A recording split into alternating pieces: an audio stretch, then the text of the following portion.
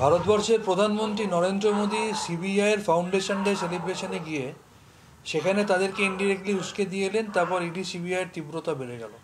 ইডির যে তল্লাশি চলছে 100 দিনের কাজে দুর্নীতির অভিযোগে 6 জায়গায় ইডি তল্লাশি চালাচ্ছে।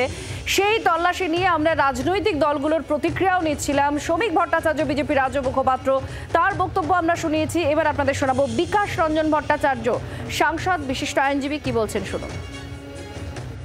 এই জাতিগত সংস্থাপত্তি নিয়ে ব্যাপক দুর্নীতি হয়েছে, কোনো সন্দেহ নেই।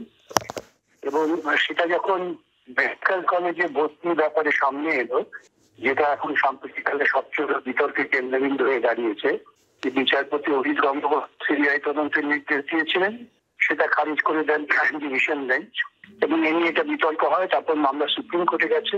সুপ্রিম কোর্টে রাজ্য সরকারের কাছ থেকে জানতে চেয়েছেন তারা কি করেছেন, তদন্তের রিপোর্ট কি। ইতিমধ্যে ইডিও তদন্ত করতে পারেন, এর মধ্যে মানি লন্ডারিং এর বিষয় আছে। প্রত্যেক ক্ষেত্রে দুর্নীতি রয়েছে, মানি লন্ডারিং যুক্ত, সুতরাং ইডি তদন্ত করতেই পারে। ডক্টর শান্তনু সেন, তৃণমূল কংগ্রেসের সাংসদ, তার কি প্রতিক্রিয়া শুনুন। ভারতবর্ষের প্রধানমন্ত্রী নরেন্দ্র মোদী সিবিআইয়ের ফাউন্ডেশন ডে সেলিব্রেশনে গিয়ে সেখানে তাদেরকে ইনডিরেক্টলি উস্কে দিয়ে এলেন। তারপর ইডি সিবিআইয়ের তীব্রতা বেড়ে গেল। মীনাক্ষী লেখি কেন্দ্রের মন্ত্রী, তিনি প্রত্যক্ষভাবে পার্লামেন্টে দাঁড়িয়ে সবার সামনে বলছে বিরোধীদের বেশি বাড়াবাড়ি করলে ইডি সিবিআই লাগিয়ে দেবো। বাংলার শুভেন্দু অধিকারী থেকে সুকান্ত মজুমদার থেকে দিলীপ ঘোষ থেকে শুরু করে বিজেপির নেতারা কথায় কথায় বলে ইডি সিবিআই দিয়ে চমকে দেবো, বিব্রত করবো, ইত্যাদি ইত্যাদি।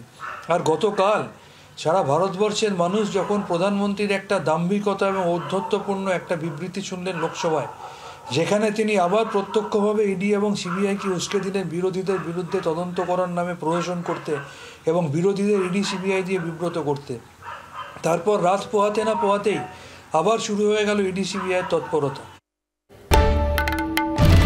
বাংলার আওয়াজ, বাঙালির আবেগ, জি 24 ঘন্টা।